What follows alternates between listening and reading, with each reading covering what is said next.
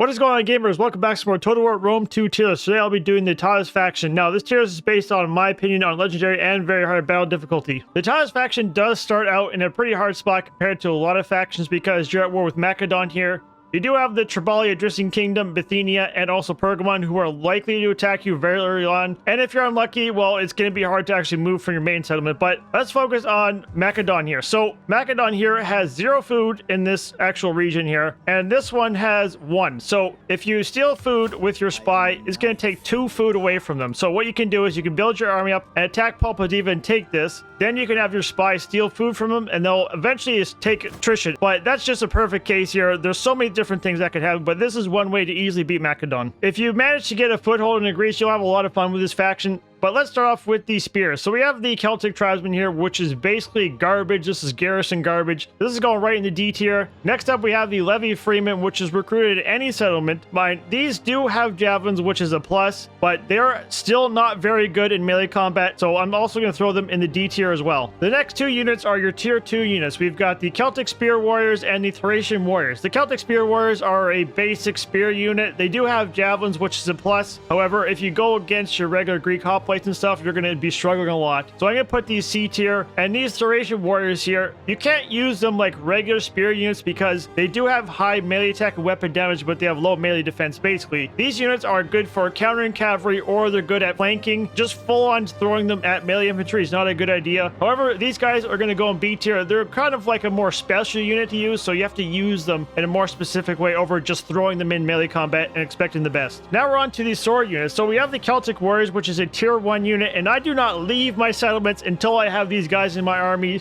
These guys have a decent melee attack and decent melee defense for a tier 1 unit, and they also have javelins as well, which is actually really good. And for that reason, I'm going to throw these guys in A tier. The next 2 units you see here are your tier 3 melee infantry. So you have the Gallo-Thracian infantry and the Celtic tribal warriors. So the Thracian infantry has a little bit more melee attack than the tribal warriors, but the tribal warriors has significantly better defensive stats across the board. The Thracian infantry, I'm going to put these B tier. They're not all that bad, but compared to the tribal warriors, they are not as good. And the tribal warriors, I'm actually going to throw these S tier. These guys are completely insane. They're actually really good, and I was really impressed with these units. We all know what these guys are. These are the Oathsworn. These are a tier 4 unit, and these are one of the best tier 4 units you can get in the entire game. I always throw these guys S tier. They are completely broken. They've got good melee attack, good melee defense, and they also have javelins. Now we're going to the ranged infantry, which there's literally only 2 options. You have the Celtic Slingers and the Celtic Skirmishers. So the Celtic Slingers, you can recruit these basically at any settlement you want instantly, and these require a craftsman's house, hut, one of the 2, whatever it's called. So these guys, they do have a little bit more melee defense over your average slingers, which is nice, but these guys happen to be just very basic, nothing too special. I guess they have a bigger shield over your average skirmisher unit, but they're actually not all that great. The slingers, I'm going to actually throw these in B tier, and the skirmishers, I'm going to throw these in C tier. So the reason why I'm throwing the skirmishers in a C tier, they do not have good melee potential, and as soon as you use their javelins, they're basically useless as opposed to the slingers, which have a lot of ammo, and you can usually use them throughout a whole entire fight, so they'll get way more value than these guys would. Next on the list is the cavalry section. So we have the Celtic Light Horse here and the Raiding Horseman here. So the Celtic Light Horse is basically a tier 1 cavalry. It's good at chasing down range units and kind of like skirmishing with other cavalry, but their melee potential is not that great. And we can go to the Raiding Horseman, which the nice thing about the Raiding Horseman is it has an ability here, and I'll show you. So it's got the Parthian shot, which is nice, and the fires whilst moving, which is also nice. So the Parthian shot can basically, he can throw his javelins in any direction